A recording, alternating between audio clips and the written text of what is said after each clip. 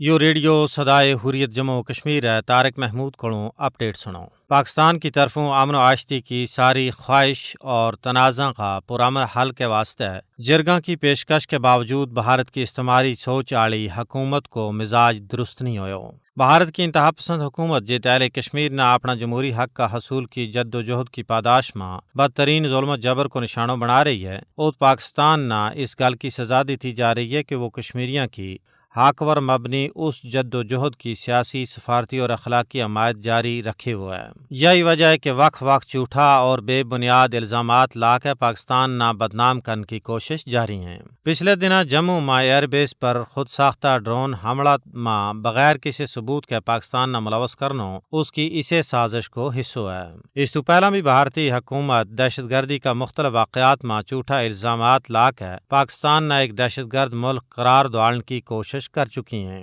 پلوامہ حملوں سمجھوتا ایکسپریس دھماکوں پٹھان کوٹ اڑی اور بھارتی پارلیمنٹ پر حملوں یہ سارا کا سارا عملہ اسی واسطے کیا گیا کہ بھارت پاکستان نہ عالمی سطح پر بدنام کرے حیرانگی کی گل یہ ہے کہ عالمی برادری بھارت تو یوں نہیں پوچھتی کہ تمام تر جدید آلات اور فول پروف سیکیورٹی اقدامات کے باوجود پاکستان تو آ کے کوئی یوں حملوں کس طرح کر سکے جبکہ بھارت کی 10 لاکھ تو زیادہ فوج ریاست جموں کشمیر میں جدید اسلحہ کے نال لیس اس کا چپا چپا ور قابض ہے کل جماعتی حریت کانفرنس کو کہنا ہے کہ مودی کی فرقہ پرست حکومت مقبوضہ ریاست جموں کشمیر کا فوجی محاصرہ اور کشمیری عوام پر بدترین ظلم و بربریت کے باوجود کشمیریوں کا جذبہ حریت نہ کمزور کرنے میں ناکام رہی ہے جبکہ پاکستان نے مقبوضہ علاقہ میں آبادی کا تناسب نہ بگاڑنے واسطے مودی حکومت کا غیر قانونی اقدامات کو سنو جواب دیتو ہے غیر قانونی اقدامات نہ عالمی سطح پر اجاگر کیو ہے بھارت اپنی ناکامی نہ چھپان اور مقبوضہ ریاست جموں کشمیر کی سنگین صورتحال تو عالمی برادری کی توجہ ہٹان واسطے پاکستان نہ بدنام کرن اور دنیا کی ہمدردی حاصل کرنے واسطے جموں میں نام نہاد ڈرون حملہ کو الزام پاکستان پر لا رہی ہے